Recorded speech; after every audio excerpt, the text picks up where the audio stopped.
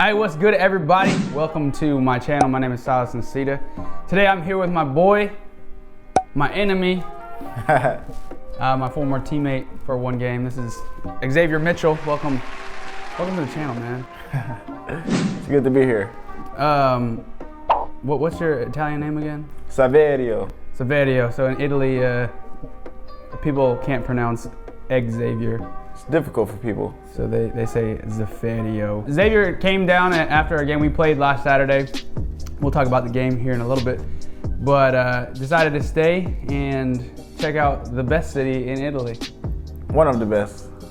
It's up there. What do you think of the city so far? You've been here for a couple days. My first time actually being here because last year we played in Florence as well, and I didn't stay. I didn't know it really any of the imports or anything like that. So I was still getting my feet wet in Italy per se. So I pretty much just went back right with the team after the game. But now with Silas being here, I felt like more comfortable staying, and he said he had room. So definitely, it feels like a real Italian vibe. Like being in Milan is like definitely more metropolitan, and the people are more in a rush, and the people here are just more easygoing and relaxed. Yeah. So what's really cool about our friendship, Xavier and I actually met in early 2016, January of 2016, at an event called the Dream Bowl. And that's actually where I found out about football in Europe. And a couple months after that game, he ended up signing to go play in Germany, the Kiel Baltic Hurricanes. I ended up in Germany a month after that in Marburg, Germany. And so he did 2 years in Germany. Now this is his second year in Italy, so it's 4 total. I did 3 years in Germany, and this is my first in Italy. So two guys that have really taken advantage of living overseas and playing football in Europe. What would you say is the number one thing that you've enjoyed about playing football out here? I know it's on the spot, it's probably tough. No, just the overall cultural differences. Just to be able to go home and just tell my friends and family like the differences and how the Italians or Germans live life compared to how Americans, because it's really totally different once you sit back and analyze it. And some people go overseas and they go on vacation for 2 weeks, 3 weeks, or wherever, however amount of time. But to be able to live somewhere like in Germany, we did 8 months, and here is 6 months.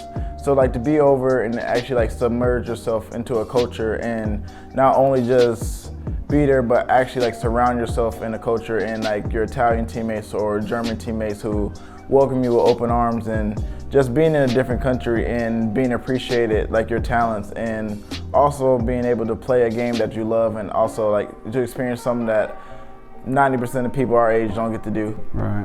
We've had the blessing to be able to live in Germany and Italy. I've only been here for a few months. You've been here now for 2 seasons, so this is your second. What country do you like better? Germany or Italy? So side note, I'm just gonna throw this out there. I was actually born in Germany. I lived there for 2 years. I was born near Frankfurt on an army base. But being my second year in Italy, my honest opinion, I enjoy Italy a little bit more. Not a little bit, a lot more. Just the people and the food is really, really good, and like the culture, the art appreciation, just so many different things that's hard to put like my finger on, but it's just so many things that I love about Italy. Just walking the streets and just seeing how vibrant it is, and everybody's just like, especially in Milan, like people just wear whatever they like and they call it fashion. So like it's just more creativity. I like that aspect of it. Yeah, I think that the Italian lifestyle, the Italian culture is a little more flavorful on the outside. Germans are a little more black and white, a little more straight and narrow, and it shows. So one of the things that I learned just from viewing both cultures is that there's a reason Germany is like the wealthiest country in Europe, because people are very, very punctual, on time, efficient in Germany. They get things done really well, and they do things very well there, and that's why it's such a wealthy country. Italy is a lot more laid back. People aren't as punctual, they aren't as efficient maybe, and that's just what's so cool about Europe in general. You get to hop across the border 3 hours away and see something totally different. You get to see that people value things differently in different countries, and both countries are worth celebrating. Like the things that people do in each country, like celebrate the uniqueness of each country. Obviously, Germans are gonna be like, yo, you should do it this way. Italians are gonna be like, nah, we like it this way, same, vice versa. But just being an outsider, being an American, getting to experience both, it's really cool to kind of be a part of both of those. Let's talk about football. All right. Question everyone has for me, compare the two leagues, GFL, IFL. Which is better? What's the difference? What you got for me? I think the biggest difference, which kind of makes the league better, is just a pure number of imports. Just like in Germany, I know my second year we had a total of 7 imports, 6 Americans, 1 Australian quarterback. And here we have 1 dual passport quarterback, me and American safety. So 3 imports, like, was very, very limited in that sense. And I know teams like are loaded with dual passports in Germany, and just because they don't count as Americans, but a dual passport is basically an American here in Italy. So even last year, the rule was 1 dual on the field and 1 American. But now the Italian league has changed the rule to 2 Americans on the field, or 1 dual, 1 American. So it's actually gotten a little bit more, the import rules got a little bit more lax, I would say, this year with the 2 American rule. But that I feel like the emphasis on the Italian league is the growth of the game in the domestic players, because a lot of German teams fill up teams with import players and Europeans, and basically like they do a lot for the team. So you can have a team with 10 dual passports, and those dual passports maybe come there and work or whatever the case may be, but their job is really to focus on football, while the Italians here, they have jobs, they have school, they have families, they have responsibilities. And the fact they still come and sacrifice their time and energy to play a game that they love is really cool to see. And they actually like love and want to learn everything they can about the game. Yeah, it's a good point. I would agree with that. The biggest difference I see between Germany and Italy, football-wise, is the import rule. So in my second year in Germany, I played on a team called the Frankfurt Universe, and we had at one point probably 8 or 9 guys that played football in America on defense, and at that point it's an American football team. Like it's like almost entirely American. Whereas in Italy, you get 3 imports. That's it. There's no more than 3. You have your 2 Americans and your 1 Italian American. So in Germany, a dual is considered someone who's an American and has a European passport. That's any European country.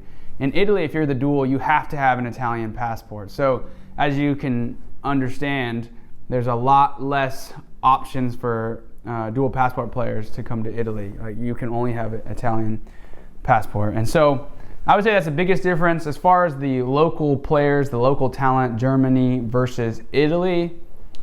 I would say that there's more German players to choose from than there are Italian players. So there's some good Italian players for sure, but I think the pool to draw from is a lot bigger in Germany. So if you have 10,000 German players and only 5,000 Italian players, you're going to end up with more talent in that country because you have more to choose from. Not necessarily to say that the Italians are not as good. Right. And I would say to piggyback that, the football is bigger in Germany. Like the crowd sizes to just like the overall like management, like it's just a bigger market for football in Germany. My second year in Germany, we played against Dresden Monarchs, and I think there was like 7,000 to 8,000 fans for a regular season game, and it would be tough to get the 7,000 fans in like 3 games here. So right.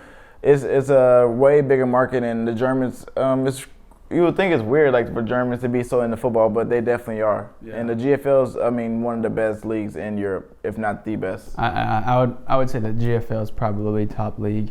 Austria is up there too, but it's just a lot smaller. Germany is definitely, I think, the Premier League in Europe. let's talk about your success. You've been very successful out here. 2 years in Germany, I think you led the league in receiving. Both years? No, the second one. The second year. Yeah. Then came over to Italy, MVP basically of the league. Were you MVP or was Luke? It was not like a league MVP. It was like an EFL game that we played against Potsdam, and somehow I snuck that one in, even though we lost. Well, I mean, then you have like 300 yards or something like that. Crazy. Like 279. I wasn't counting. Just 279, but I wasn't counting. Okay. Yeah, so tons of success over here. Just talk a little bit about like some of the factors that have led you to be so successful out here. I would say one of the biggest factors is just having my college coach. I've actually been with him for 5 years now, Marcus Herford. I've been in the same offensive system since college, and it's really showed that I'm comfortable. I know literally all the ins and outs of the offense. I can tell you what the O-line does on a run play, and I shouldn't have any business with that. So I think he's really a big key part of my success. Like, he believes in me, he gives me the opportunities to win, and he trusted me to win in matchups. And just a big shout out to him, and also just the work behind it. Just trying to be healthy as possible for the most part. That's key, because a lot of guys get nicked up and banged up out here, and it causes them to miss games. And every game is crucial here. So just being healthy for like the last couple seasons, and that's definitely been a key part. Right. And also my quarterbacks, them believing in my teammates. So like everybody has a job to do, and without them running their routes and like getting open or like drawing coverage, like wouldn't allow me to be able to do what I do. So it's just been like really like a team effort. So it's just like a lot of factors that go into it. It's just not me making plays or whatever the case may be. What about off the field? So one of the things that is extremely important to the success of imports in Europe is what you do off the field, because you're off the field the majority of the time that you're here. Right. So in Germany and Italy, your average practice is going to be twice a week. Average. Right. Some teams practice 3 times a week, but the bottom line is it's not very much. So you have a lot of free time. That's a huge part of the game. So talk a little bit about how you can be successful off the field and occupying your time. Right. It's all about time management, because you don't have a coach in the weight room waiting on you every day, like making sure you watch film or making sure you lift weights. So you just got to take care of your body and know and be prepared for those practices and for the game. And you just can't be out partying. Like, it shows. Like, you just can't come out here and think you're on a 6-month vacation, because you're not. They expect a lot out of import players, even though like it's a team game, but they expect more out of you than they expect from the domestic players. So you just can't come out here and just act like you're on a 6-month vacation. It's still a work trip or a business trip, I like to say. And just that'd be the main factor. You just can't remember. You got to remember that you're not on a vacation. Right. And yeah, that's obviously worked out for you. Last year, won a championship with Milano Seaman. What was it like winning the championship last year? Oh, it was surreal. It was definitely a tough game for sure. My first championship ever in life, so it was definitely like a joyous moment for me. And we started out the game. We was down 14-3 at halftime against the Bolzano Giants, and when at halftime nobody was panicking or anything. So we came back out and finished strong and finished the game 28-14.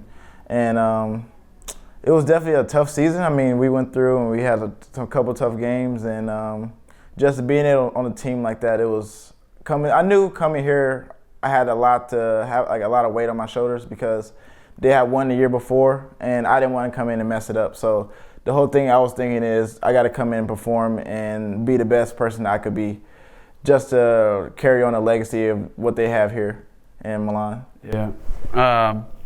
This is my first year in Italy, and just since coming to Italy, the talk of the league has always been the Milano Seaman, and Guelfi, my team, hasn't done super well in the last few years, and we wanted to come in and definitely make a statement and change the program a little bit.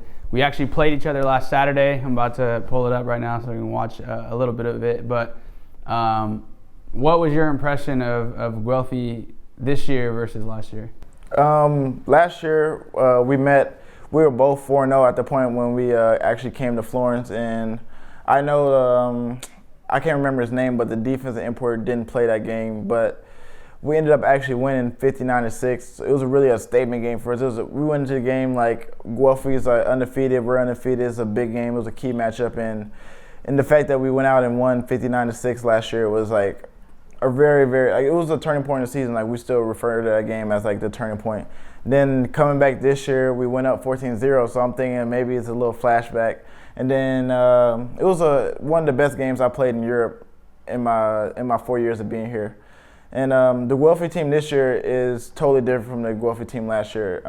No disrespect to any of the players from last year, but it was definitely a hard-fought game, and there's so much talent over there, and Coach Art Browse is mastermind. The offense and defense he put together they gave me fits on offense, and the team is just very explosive and creative, and tons of athletes. The ball's flying all over the place. They're spread out, and it's tough. It's tough, and they're going to give a lot of teams a lot of headaches. So I definitely don't want to see them again in the playoffs, and I look forward to watching Silas instead of competing against them. It was a crazy game. It really was. So one of the things that plays a huge role in teams out here is that once a team gets behind, or if a team sees that a team is better, they don't have a ton of confidence. And so one of the things I've been so proud of our guys this year is that been behind a few times this year and just came through and believed in ourselves and won big games. And then even going against the reigning champions, our guys showed a lot of heart and fought to the very last play of the game. And so we're gonna watch a little bit of it right now. I'm gonna pull it up. All right, let's go. I didn't realize I pressed you. Yeah, that wasn't even a route, to be honest. Bro, that was just a great ball, great catch. Like, definitely. There's really not I probably could have turned, but to be honest, I don't really like turning and looking for the ball. Right.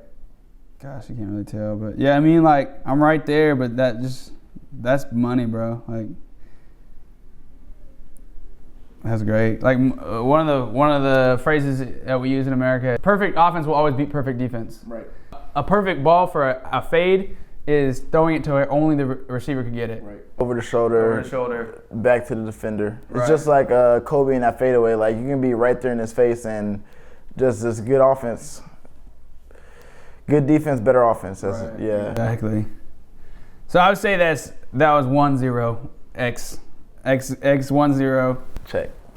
So the game plan going into this was, all right, Silas is a really aggressive player when it comes to the pass game. He likes to stare at the quarterback and break at the last second. So we wanted to do something a little tricky, maybe get in the bite and win over top. But he actually he didn't do what we expected him to do.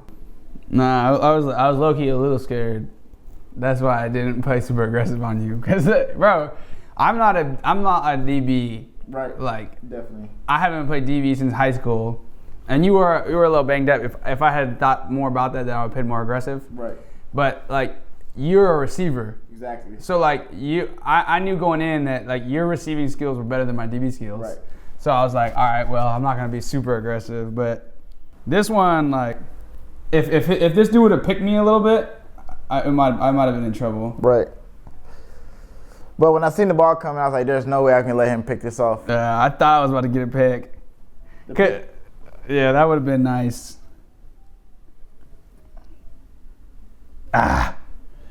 That would have been a nice pick. If I'd have got that, that's 3 points, really. Because I got a pick is way harder to get than a catch. Definitely. 28-21, we drive down, score with 30 seconds left. Miracle pass. I knew what I was doing. And 12 seconds left in the game. We kick off. It was a dumb kickoff. They got the ball back at the 50 plus a penalty. There's one play left in the game. Literally one play. They have to score here. If they don't score, it goes to overtime. Bro. And nobody wanted to go to overtime. Bro. I would say that on both sides. Like, I should have been on the other side of the field. Oh, no, I thought he was behind the line. Bro. Wow.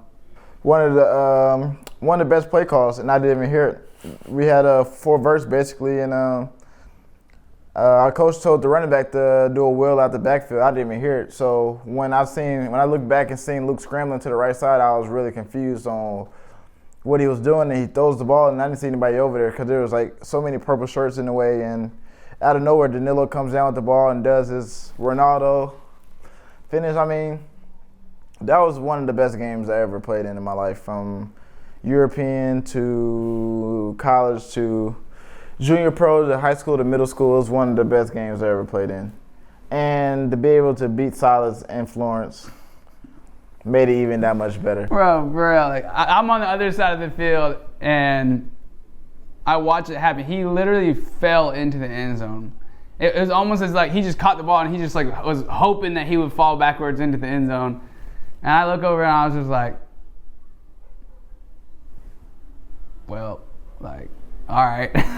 It was almost like it was meant to be. There's like at that point, it's just like there's nothing you could do. Like, and you have to feel good about yourself. Like last year when we played, it was 59-6. It wasn't even a competitive game in the least. And the fact, I mean, losing sucks. Of course, everyone knows that. But if anything, I don't believe in more victories, but that was definitely more victory for you guys, I believe. Well, the thing was, it wasn't for me because I wasn't here when they lost 59-6, and so all I knew was like I'm trying to beat this team. But anyway, it was a great game. We'll probably see them again later in the season.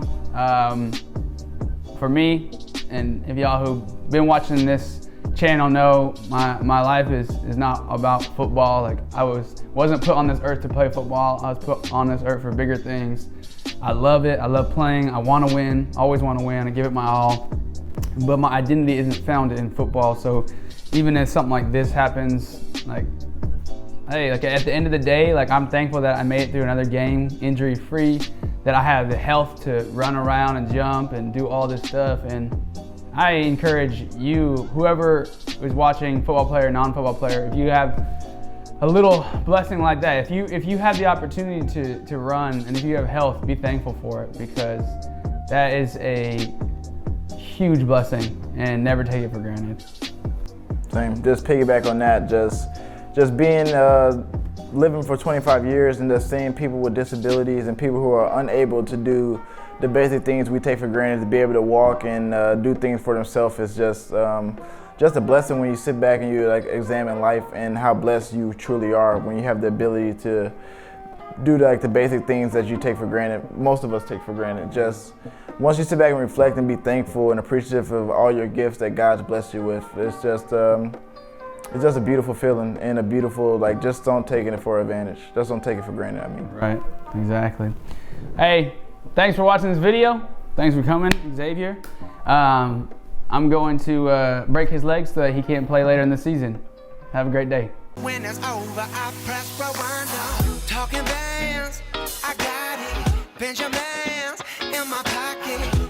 I traded my truth for some robins, and he's playing Batman. Freddy's gonna rob him. Yeah. I got the Glock in my Robin. 17 shots, no 30.